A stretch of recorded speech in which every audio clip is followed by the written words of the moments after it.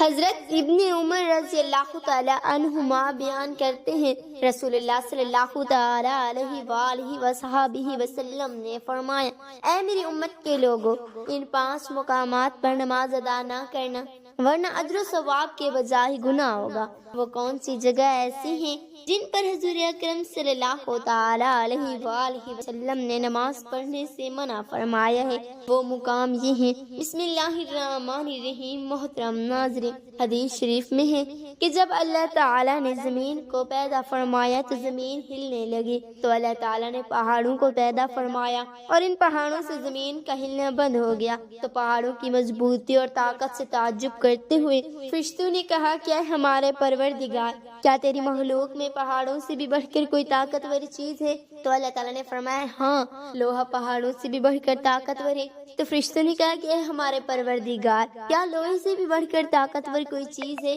تو فرمایا کہ ہاں، آگ لوہے سے بھی زیادہ طاقتور ہے۔ تو فرشتوں نے کہا کہ اے ہمارے پروردگار، کیا آگ سے بھی زیادہ کوئی طاقتور چیز ہے؟ تو فرمایا کہ ہاں، پانی آگ سے بھی زیادہ طاقتور ہے۔ تو پھر فرشتوں نے کہا کہ اے رب کائنات، کیا تیری مخلوق میں پانی سے بھی زیادہ طاقتور کوئی چیز ہے؟ تو فرمایا کہ ہاں، ہوا پانی سے بھی زیادہ طاقتور ہے۔ تو پھر فرشتوں نے کہا کہ اے رب العزت، کیا تیری مخلوق میں ہوا سے بھی زیادہ طاقتور کوئی چیز ہے؟ تو ارشاد فرمایا کہ ہاں ابن آدم، اپنے دائیں ہاتھ سے اس طرح صدقہ پوشیدہ کر کے صدقہ دے کہ بائیں ہاتھ سے بھی چھپائے ہوئے سے بھی ہوا سے بھی زیادہ طاقتور۔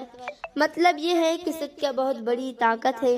کہ اس سے بڑی بڑی خطرناک بلائیں ٹل جاتی ہیں اور بڑی بڑی مشکل مرادیں صدقہ کی بدولت حاصل ہو جاتی ہیں اور بڑے بڑے اہم کام صدقہ کی برکت سے پوری ہو جاتے ہیں۔ حضرت ابو ہریرہ رضی اللہ تعالی عنہ کہتے ہیں کہ رسول اللہ صلی اللہ علیہ وآلہ وسلم نے فرمایا کہ قیامت کے دن سب سے پہلے ایک شہید، ایک عالم، ایک سخی کا فیصلہ ہوگا۔ سب سے پہلے ایک شہید کو خداوند قدوس میں عز و جل کی بارگاہ میں لایا جائے گا، تو خداوند کریم عز و جل اس سے اپنی نعمتوں کا اقرار کرائے گا، پھر فرمائے گا کہ تو نے میری نعمتوں کے شکریہ میں کون سا عمل کیا ہے؟ تو وہ کہے گا کہ میں نے تیری راہ میں جہاد کیا یہاں تک کہ میں شہید ہو گیا۔ تو اللہ تعالیٰ فرمائے گا کہ تو جھوٹ بول رہا ہے کہ تو نے میری راہ میں میری رضا کے لیے جہاد کیا تھا، تو نے تو اس نیت سے جہاد کیا تھا تاکہ دنیا والے تجھ کو بہادر کہیں، تو دنیا میں لوگوں نے تجھ کو بہادر کہہ دیا۔ تو نے جس نیت سے جہاد کیا تھا دنیا میں تجھ کو اس کا صلہ مل گیا کہ سب لوگوں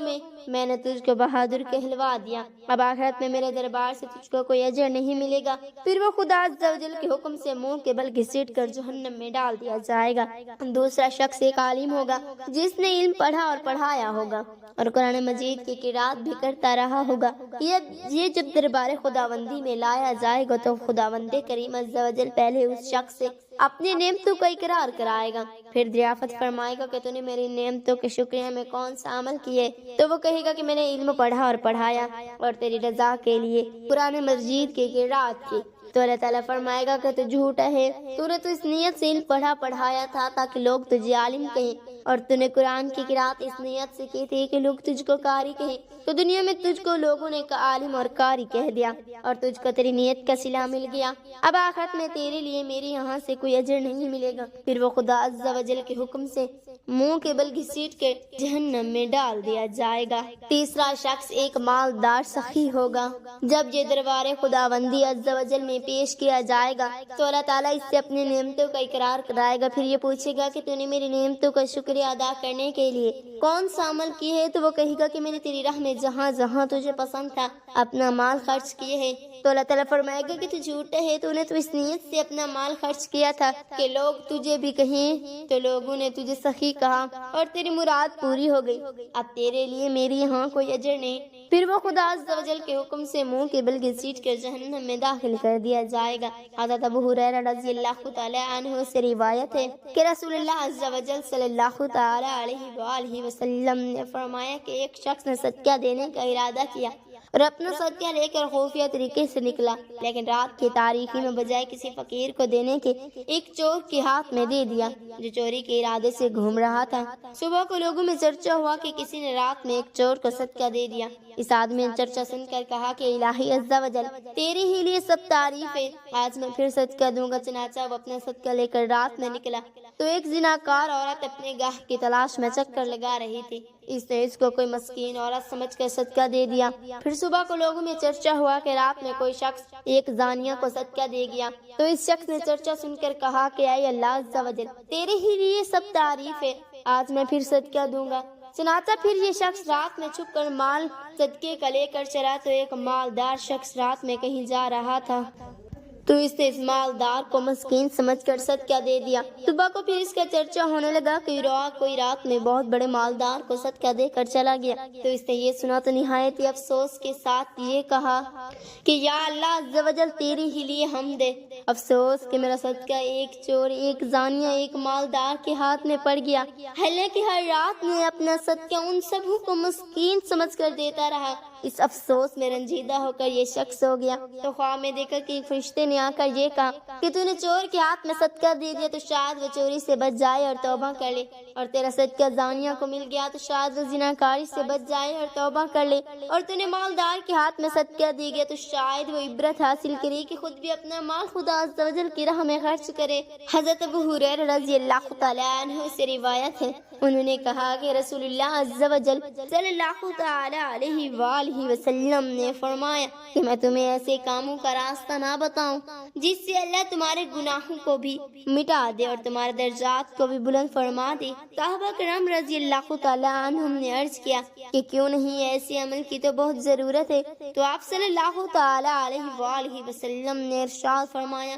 کہ تکلیفوں کے باوجود کامل وضو کرنا اور مسجد کی طرف بے کثرت قدم رکھنا اور ایک نماز کے بعد دوسری نماز کا انتظار کرنا، یہ چیزیں جہاد کے حکم میں ہیں۔ امیر المومنین حضرت عمر رضی اللہ تعالی عنہ سے روایت ہے کہ رسول اللہ عز و جل صلی اللہ تعالی علیہ وآلہ وسلم نے فرمایا کہ تم میں سے جو کوئی بھی خوب کامل وضو کرے پھر ان کلمات کو پڑھے، اشہد ان لا الہ الا اللہ واشہد ان محمد عبدہ ورسولہ، تو اس کے لیے جنت کے 8 دروازے کھل جاتے ہیں کہ وہ جس دروازے سے چاہے جنت میں داخل ہو جائے۔ حضرت ابو ہریرہ رضی اللہ تعالی عنہ سے روایت ہے کہ رسول اللہ صلی اللہ تعالی علیہ وآلہ وسلم نے فرمایا کہ میری امت قیامت کے دن اس حالت میں بلائی جائے گی کہ اس کی پیشانی روشن اور ہاتھ پاؤں وضو کے اثرات سے چمکتے ہوں گے، تو جو اپنی روشنی کو بڑھا سکتا ہے اس کو چاہے کہ وہ اپنی روشنی کو بڑھا لے۔ نماز کس جگہ نہیں پڑھنی چاہیے؟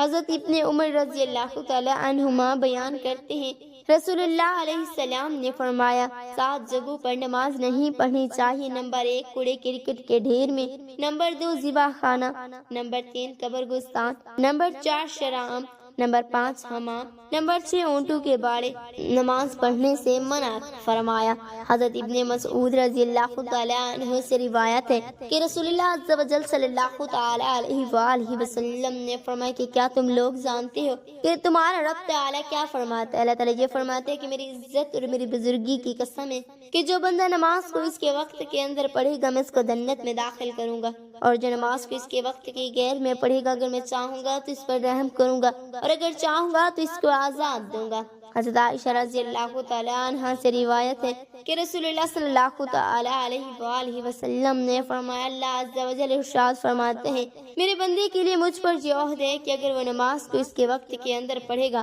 تو میں اس کو عذاب نہیں دوں گا اور کس کو بلا حساب جنت میں داخل کروں گا۔ حضرت ابو ہریرہ رضی اللہ تعالی عنہ سے روایت ہے کہ رسول اللہ عز و جل صلی اللہ تعالی علیہ وآلہ وسلم نے فرمایا کہ جو شخص خدا کی راہ میں کسی چیز کا ایک جوڑا خرچ کرے تو اس کو جنت میں یہ کہہ کر بلایا جائے گا کہ اے اللہ کے بندے یہ بہترین جگہ ہے۔ پھر جو شخص نمازی ہوگا اس کو نماز کے دروازے سے بلایا جائے گا، اور جو مجاہد ہوگا وہ جہاد کے دروازے سے بلایا جائے گا، اور جو صدقہ دینے والا ہوگا وہ صدقے کے دروازے سے بلایا جائے گا، اور جو روزہ دار ہوں گے وہ باب الاریان سے رابی کے دروازے سے بلایا جائے گا۔ یہ سن کر حضرت ابو بکر صدیق رضی اللہ تعالی عنہ نے کہا کہ یا رسول اللہ عز و جل صلی اللہ تعالی علیہ وآلہ وسلم کوئی شخص ان تمام دروازوں سے بلایا جائے گا، اس کی کوئی ضرورت نہیں، لیکن کیا کوئی ایسا بھی ہے جو ان تمام دروازوں سے بلایا جائے گا؟ تو تو یا رسول اللہ صلی اللہ علیہ وآلہ وسلم نے فرمایا کہ ہاں،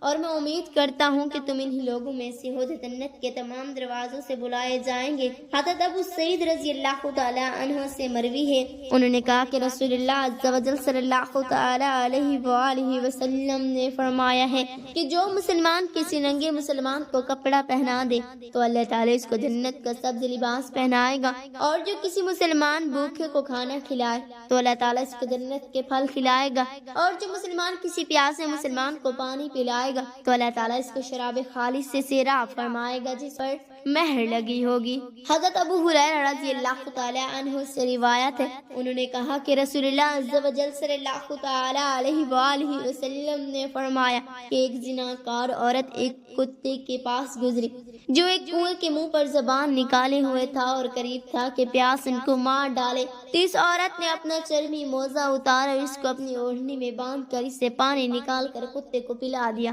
بس اسی سبب سے اس کی مغفرت ہو گئی۔ کسی نے عرض کیا کہ جو پایوں کے ساتھ بھلائی کرنے میں ہمارے لیے اجر ہے، تو حضور اقدس صلی اللہ تعالی علیہ وآلہ وسلم نے فرمایا کہ ہر گیلے جگر والے کے ساتھ بھلائی کرنے میں اجر ہے۔ اللہ تعالیٰ میرے تمام مسلمان بہن بھائیوں کی مغفرت و بخشش فرمائے، آمین یا رب العالمین۔